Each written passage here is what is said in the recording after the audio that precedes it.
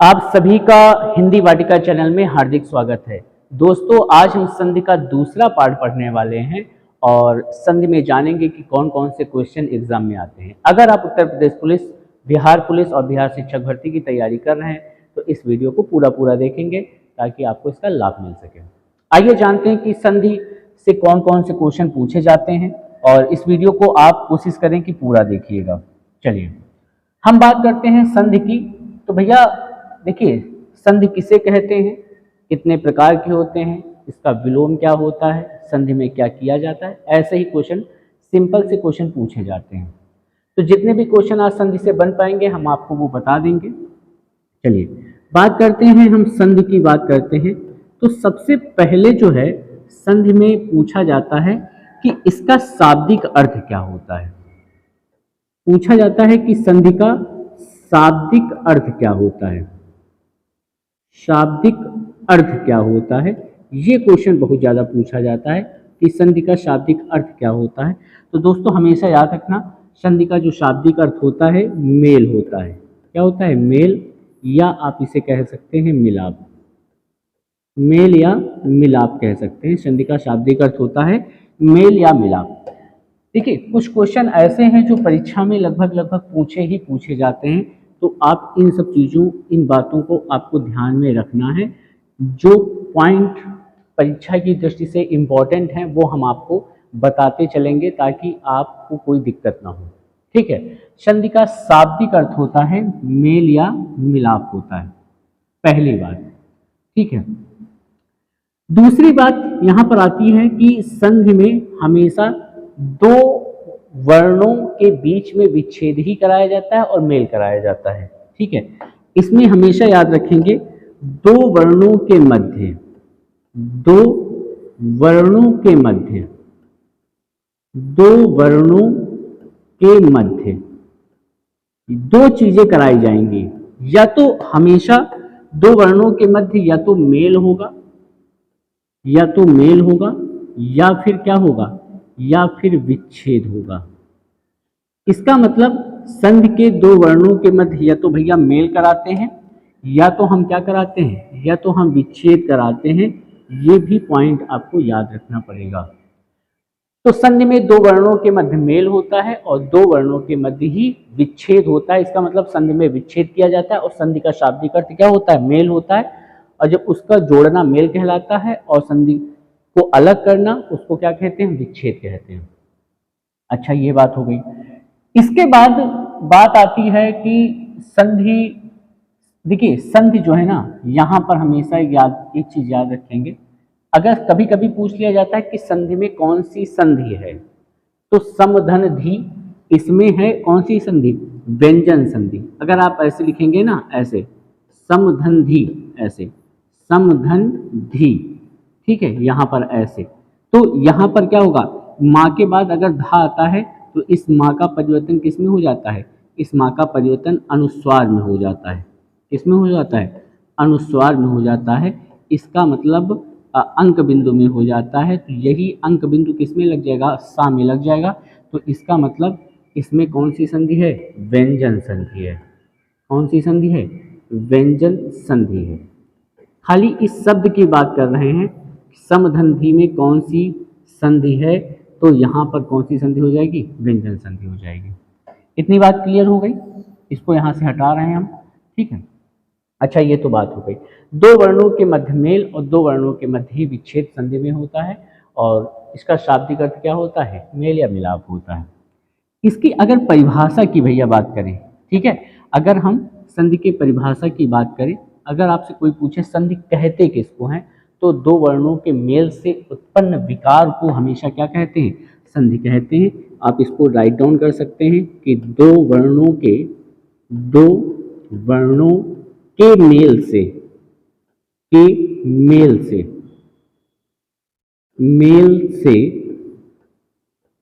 उत्पन्न विकार।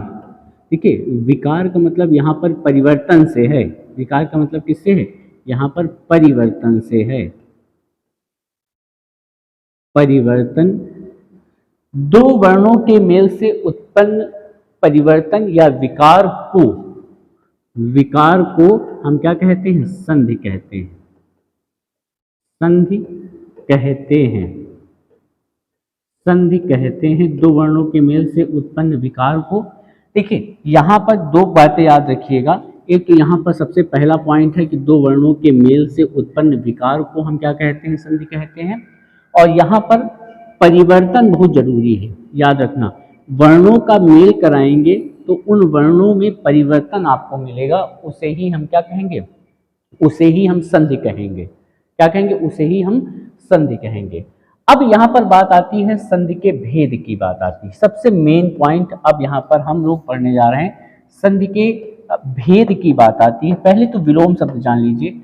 अगर संधि का शाब्दिक अर्थ मेल है तो इसका जो विलोम होता है, ठीक है, संधि का विलोम क्या होता है? तो संधि का विलोम हमेशा याद रखेंगे, संधि का विलोम विग्रह होता है। क्या होता है? संधि का विलोम क्या होता है? विग्रह होता है। ये पॉइंट आपको नोट कर लीजिए, संधि का विलोम विग्रह होता है। अगर यहाँ पर एक चीज हम आपको बता दें, अगर संधि का विलोम ऑप्शन में विग्रह नहीं है तभी विच्छेद लगाइएगा। अगर विग्रह विच्छेद दोनों है ऑप्शन में तो आपको 100% विग्रह ही लगाना है, वरना आपका गलत हो जाएगा। ठीक, ये 100% इसका आंसर सही होगा। अगर ऑप्शन में अगर विग्रह नहीं है तब विच्छेद लगाइए। जब ऑप्शन में विग्रह नहीं है तब विच्छेद लगाइए। लेकिन अगर विग्रह और विच्छेद दोनों ऑप्शन में है तो आपको विच्छेद नहीं लगाना है, विग्रह ही लगाना है, क्योंकि संधि का विलोम हमेशा क्या होगा? विग्रह होता है। संधि का विलोम 100% विग्रह होता है। हाँ, समास का व्यास होता है। आगे जब पढ़ेंगे आप समास का विलोम क्या होता है, ये क्वेश्चन भी बहुत ज्यादा पूछा जाता है कि भैया समास का विलोम क्या होता है? तो समास का विलोम व्यास होता है। क्या होता है? व्यास होता है। ये चीज जब आप समास पढ़ेंगे, देखिए समास का शाब्दिक अर्थ संक्षेप होता है और इसका मतलब होता है शब्दों के बीच की अधिकतम दूरी व्यास। ठीक, अब हम आगे बढ़ते हैं, संधि के इसकी भेद की बात करते हैं। संधि भेद, संधि के कितने भेद होते हैं, हम आगे बढ़ेंगे। संधि के भेद की बात करते हैं तो संधि के भैया मुख्यतः कितने भेद होते हैं? संधि के मुख्यतः 3 भेद होते हैं। अगर हम मुख्यतः बात करें तो संधि के मुख्यतः 3 भेद होते हैं। 3 भेद होते हैं। ठीक, ये 3 भेद कौन कौन से हैं आप इनको जानिए। 3 भेद, ये क्वेश्चन भैया एक बार नहीं 10 बार एग्जाम में पूछा गया है कि संधि के भेद कितने होते हैं। तो संधि के 3 भेद होते हैं। कौन कौन से वो भेद हैं वो आप जान लीजिए। संधि के 3 भेद कौन कौन से हैं? सबसे पहले नंबर 1 पर आपको मिलेगी कौन सी संधि? सबसे नंबर 1 पर मिलेगी आपको स्वर संधि, नंबर 1। दूसरे नंबर पर आपको मिलेगी व्यंजन संधि, दूसरे नंबर पर आपको मिलेगी व्यंजन संधि, व्यंजन संधि, और तीसरे नंबर पर मिलेगी आपको विसर्ग संधि, विसर्ग संधि। तीसरे नंबर पर आपको मिलेगी विसर्ग संधि। देखिए, जहां पर एक स्वर का दूसरे स्वर से मेल कराया जाता है उसे हम कहते हैं स्वर संधि। एक स्वर का दूसरे स्वर से मेल कराया जाए उसे हम स्वर संधि कहते हैं। एक व्यंजन का स्वर या व्यंजन के साथ जहां पर मेल कराया जाता है उसे व्यंजन संधि कहते हैं। और जहां पर विसर्ग का स्वर या व्यंजन के साथ मेल कराया जाता है उसे हम व्यंजन संधि उसे हम विसर्ग संधि कहते हैं। इसको हम अगर शॉर्टकट में लिखना चाहें तो आप ऐसे लिख सकते हैं, अगर एक स्वर का, ध्यान से देखिएगा, स्वर का मेल अगर हम स्वर से करा दें तो उसे हम कहेंगे स्वर संधि। स्वर का मेल अगर हम स्वर से करा दें तो उसे स्वर संधि कहेंगे। व्यंजन संधि में क्या होगा? अगर किसी भी व्यंजन का मेल हम क्या करा दें? व्यंजन का मेल या तो हम स्वर से करा दें, किससे करा दें? तो स्वर से करा दें, या फिर हम किससे करा दें? या फिर हम व्यंजन से करा दें। स्वर का मेल व्यंजन या स्वर से कराने पर उसे हम व्यंजन संधि कहेंगे। और विसर्ग का मेल या तो आप स्वर से करा दीजिए अथवा या किससे करा दीजिए, या फिर व्यंजन से करा दीजिए। ये परिभाषा है, परिभाषा बन गई।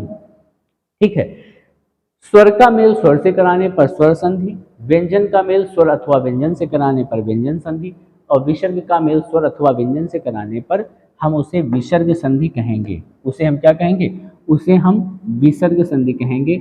इसको भी अपनी कॉपी पर अगर आप लिख लेंगे तो आपको क्या होगी, आसानी होगी, समझने में बहुत आपको आसानी हो जाएगी।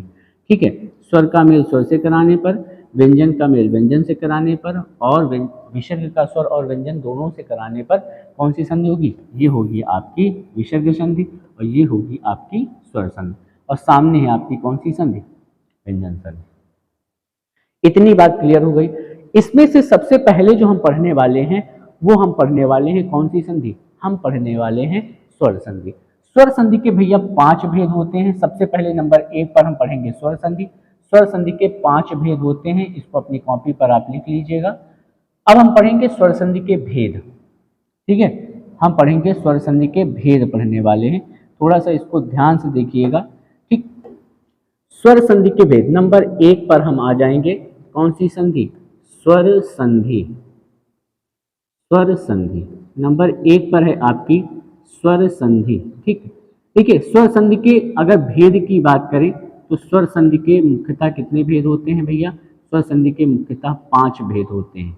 कितने भेद होते हैं, 5 भेद होते हैं। वो 5 भेद अब बहुत इंपॉर्टेंट है, ज़्यादातर पेपर में जो है पूछे जाते हैं और आते भी हैं। एक बार नहीं दसियों बार इनसे क्वेश्चन पूछा गया है, स्वर संधि के भेदों से क्वेश्चन पूछा गया है ना। डायरेक्ट क्वेश्चन पूछ लिया जाता है इनमें से कौन सा स्वर संधि का भेद नहीं है, या स्वर संधि के कितने भेद होते हैं, तो दीर्घ, गुण, वृद्धि, यण और अयादि। ठीक, ऐसे ही दीर्घ है, गुण है, वृद्धि है, यण है और अयादि, यही आपके क्या है 5 भेद हैं। तो इनके 5 भेदों में देख लीजिएगा कौन कौन से जो है इसमें आपको मिल जाएंगे क्वेश्चन। ठीक है, इसको हम यहाँ से हटा के थोड़ा सा नीचे लिख रहे हैं, ठीक, ताकि हम आसानी से इस पे काम कर सकें। नंबर 1, सबसे पहले नंबर 1 पर आपको मिलेगी कौन सी संधि, स्वर संधि। ध्यान से देखिएगा, एक एक पॉइंट जो है आप ध्यान से देखिएगा। इसके भेद कितने होते हैं, स्वर संधि के 5 भेद होते हैं। कितने भेद होते हैं भैया, 5 भेद होते हैं, स्वर संधि के 5 भेद। ये बहुत इंपॉर्टेंट है, ज़्यादातर 80% क्वेश्चन इसी से पूछे जाते हैं। ठीक है, जितने पॉइंट हो सकेंगे आज हम आपको उसमें पढ़ाने का हम प्रयास करेंगे। ठीक है,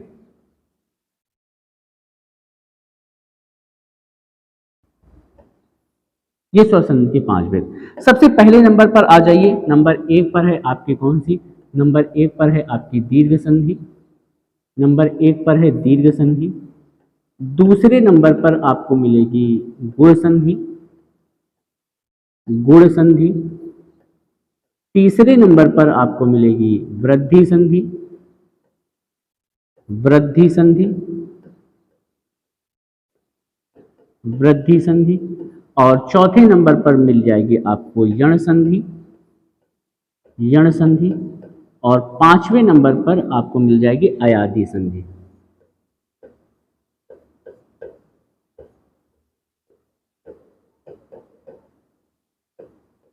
अयादि संधि। ठीक, ये है आपके कितने 5 उपभेद कह सकते हो आप इनके। ये जो हैं जितने भी हैं या आपके क्या हैं, ये उपभेद आप इनको कह सकते हो। ध्यान से एक एक पॉइंट देखिएगा। सबसे पहले नंबर 1 पर आपको मिलेगी कौन सी संधि, दीर्घ संधि। जहां पर समान स्वर मिलकर दीर्घ हो जाते हैं उसे हम क्या कहते हैं, दीर्घ संधि। फिर इसके बाद गुण संधि, आ और आ के बाद जब भी कोई असमान स्वर आ जाए तो उसे हम गुण संधि कहते हैं। आ और आ के बाद कोई भी असमान स्वर ए आई ओ औ आ जाए तो उसे हम वृद्धि संधि कहते हैं।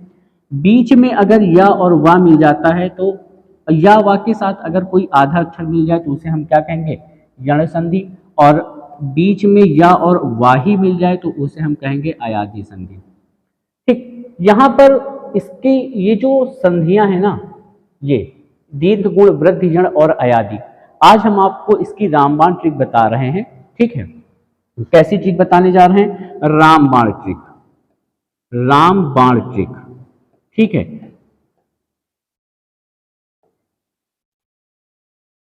रामबाण ट्रिक, इस ट्रिक को भैया आप फॉलो कर लीजिएगा। ठीक है, इस ट्रिक को आप फॉलो कर लीजिएगा आपका कभी भी कोई भी क्वेश्चन आपका गलत नहीं होगा। ठीक है, आप सीधा सीधा शब्द को देख लीजिए और आंसर लगा दीजिए। शब्द को देखकर आपको आंसर लगाना है, आपका क्वेश्चन गलत नहीं होगा। ठीक है, शब्द को देखकर आपको आंसर लगाना है, कभी भी आपका गलत नहीं होगा। ठीक है, चलिए ध्यान से देखिएगा, एक एक पॉइंट समझते चलिएगा ताकि आपका गलत ना हो। चलिए देखिए, दीर्घ संधि पहचानने का सबसे आसान तरीका यह है, कहीं पर भी अगर आपको बड़े आ की मात्रा मिल जाए, बड़ी ई की मात्रा मिल जाए या फिर बड़े ऊ की मात्रा मिल जाए, वहां बीच में हमेशा याद रखना बड़े आ की मात्रा, बड़ी ई की मात्रा, बड़े ऊ की मात्रा मिल जाए, वहां पर हमेशा दीर्घ संधि होगी। कौन सी संधि होगी? दीर्घ संधि। जैसे कह दिया जाए, उदाहरण के तौर पर ढेर सारे उदाहरण हैं, जैसे कह दिया जाए कि देवालय।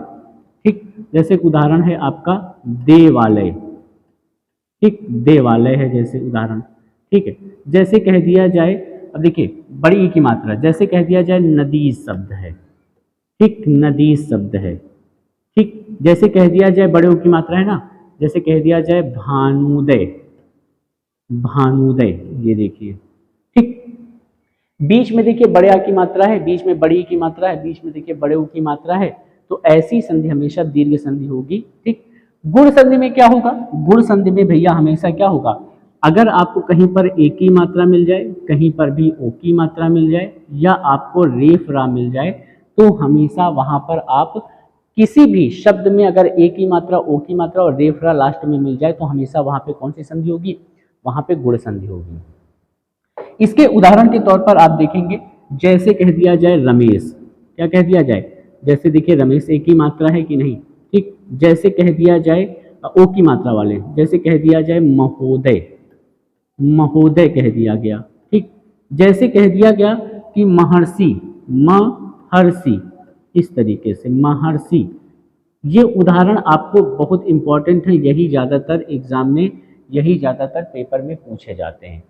देखिए रमेश हो गया, देखिए रमेश में एक ही मात्रा है, रमेश है, दिनेश है, राकेश है, गणेश है, महेश है, इस तरीके से ढेर सारे शब्द आपको मिलेंगे। महोदय है, चंद्रोदय, महर्षि है, देवर्षि है, सप्तर्षि है, ऐसे उदाहरण आपको मिलेंगे। वृद्धि संधि में बस आपको करना क्या है? जस्ट डबल मात्राएं। ठीक है, गुण संधि के जस्ट अपोजिट होता है, इसमें आपको जस्ट डबल मात्राएं मिल जाएंगी। जैसे ही डबल मात्राएं मिलेंगी हमेशा समझ लीजिए वृद्धि संधि होगी, लेकिन अपवाद के तौर पर अक्षौणी और प्रौढ़ है, याद रखना। ठीक है, जैसे कह दिया जाए डबल मात्रा वाले कौन से हैं, तो जैसे एक उदाहरण है आपका सदैव, ये बहुत ज्यादा पूछा जाता है, सदैव हो गया। ठीक, डबल मात्रा वाला। जैसे हो गया तथैव, हो गया, डबल मात्रा का है। ठीक, अब जैसे कह दिया जाए मतैक्य, मतैक्य, इस तरीके से। आई की मात्रा वाला देख लीजिएगा, जैसे कह दिया जाए महौषधि, ऐसे महौषधि। देखिए यहाँ पर औ की मात्रा है, देखिए औ की मात्रा है ना, महौषधि हो गया, है ना। इस तरीके से आपको ढेर सारे उदाहरण मिल जाएंगे। यण संधि का देख लीजिएगा, यण संधि में हमेशा याद रखिएगा या अथवा वा के साथ, या अथवा वा के साथ अगर आपको आधा अक्षर मिले, आधा अक्षर मिले, या और वा के साथ अगर आपको आधा अक्षर मिल रहा है, तो हमेशा उसमें कौन सी संधि होगी भैया? याद रखिएगा, उसमें यण संधि होगी। जैसे कह दिया जाए अत्यधिक, अत्यधिक कह दिया जाए। ठीक है, ये देखिए या के साथ आधा अक्षर है। जैसे कह दिया जाए स्वच्छ, स्वच्छ, अत्यधिक हो गया, स्वच्छ हो गया। ठीक, और भी उदाहरण इसके मिल जाएंगे आपको इसमें।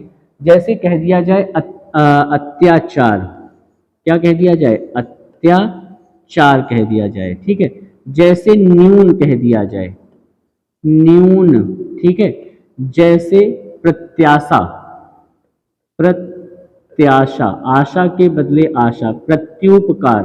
ठीक है, एक है अभ्युदय, अभ्युदय, अभ्युदय। यहाँ पर जो अभ्युदय हमने लिखा है उसमें छोटे ओ की मात्रा लगेगी, नहीं तो ये आपका क्या हो जाएगा? गलत हो जाएगा। अभ्युदय ऐसे लिखा जाएगा, अभ्युदय, अभ्युदय। ठीक, ये उदाहरण कुछ ऐसे हैं जो बहुत ही महत्वपूर्ण है, परीक्षा में लगभग लगभग यही आते हैं।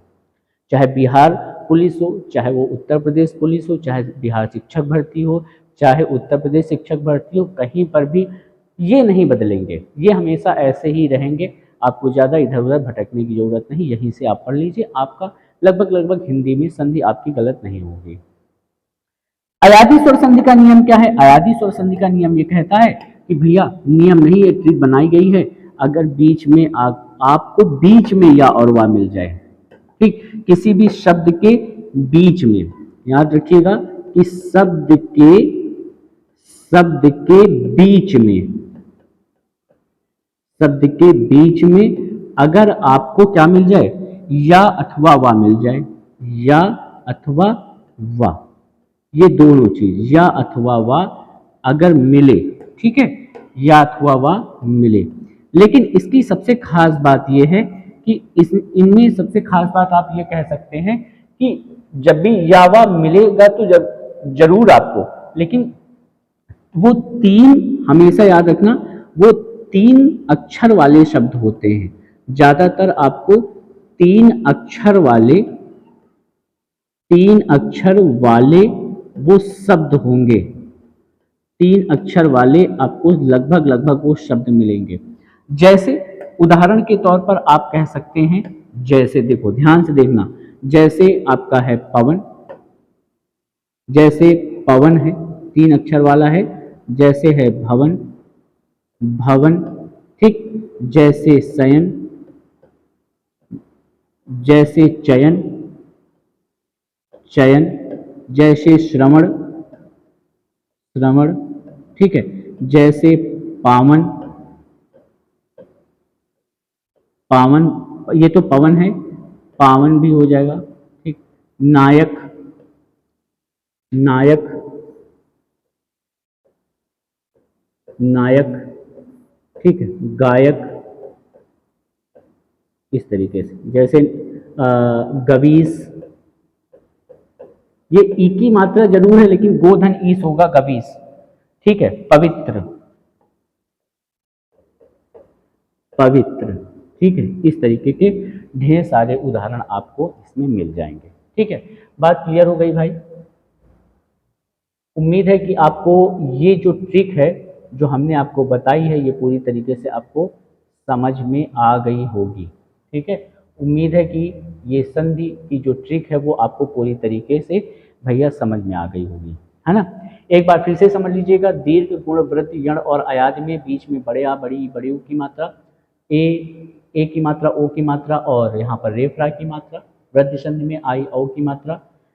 यण और अयादी में जो हमने नियम बनाया है, या वा के साथ अगर आपको कौन सा अक्षर मिले, या और वा के साथ भैया अगर आपको यहाँ पर आधा अक्षर अगर आपको मिलता है तो हमेशा याद रखेंगे उसमें कौन सी संधि होगी, उसमें यण स्वर संधि होगी।